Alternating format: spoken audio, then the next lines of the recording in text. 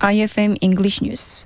Incheon Metropolitan City announced that Serve 2025 Incheon, the city's signature startup festival, will take place on September 23rd and 21st at Songdo Convention. Now in its third year, the event is co-hosted by the city and the Incheon Regional Office of Small and Medium Enterprises and Startups, and organized by the Incheon Center for Creative Economy and Innovation, together with the Incheon Business Incubation Center consoles. This year, about 186 companies, including startups, investors, support organizations, as well as major firms such as KT and Korean Air, will participate with 215 exhibition booths.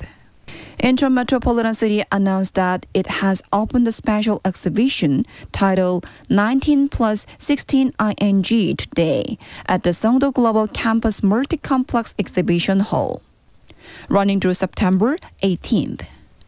The show is part of a unification awareness program led by the Incheon Unification Plus Center, featuring works by North Korea defector artist Koi and South Korean artist Shin Hyung-mi. The title, 19 plus 16 ING, reflects the 19 years Koi spent in North Korea and the 16 years living in the South.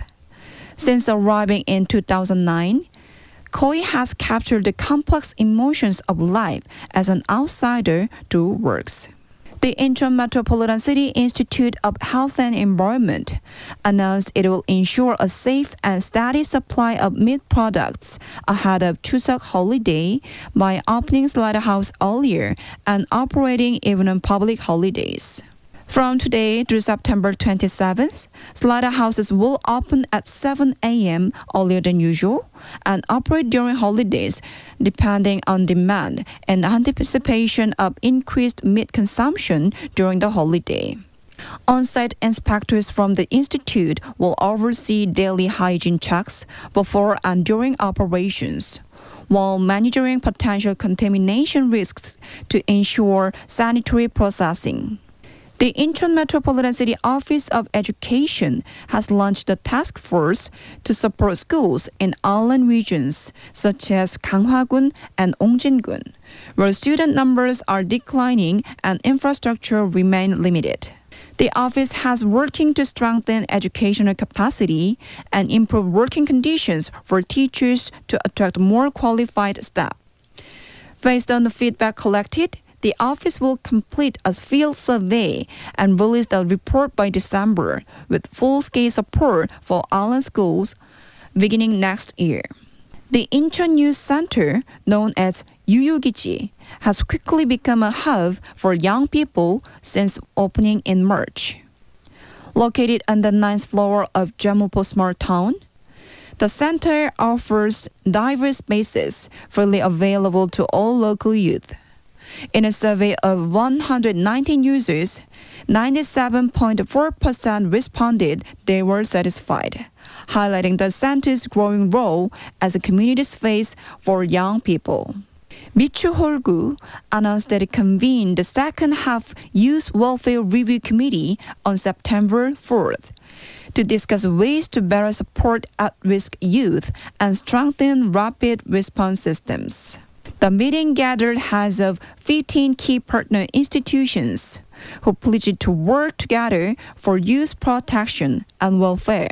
Discussions include expanding special aid for vulnerable youth, as well as building an interagency system for swift information sharing and emergency intervention in cases of runaway, abuse, domestic violence, or suicide risk.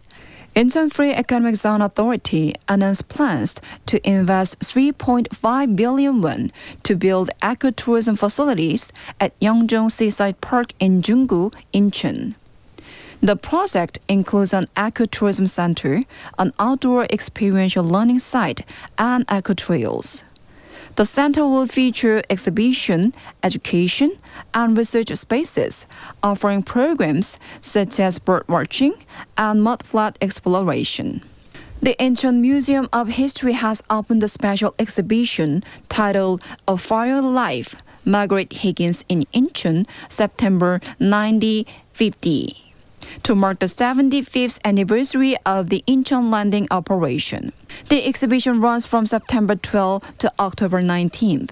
Higgins, a war correspondent for the New York Herald Tribune, landed with U.S. Marines under heavy fire at Incheon's Mansokdong coast and became the first woman to win a Pulitzer Prize for international reporting.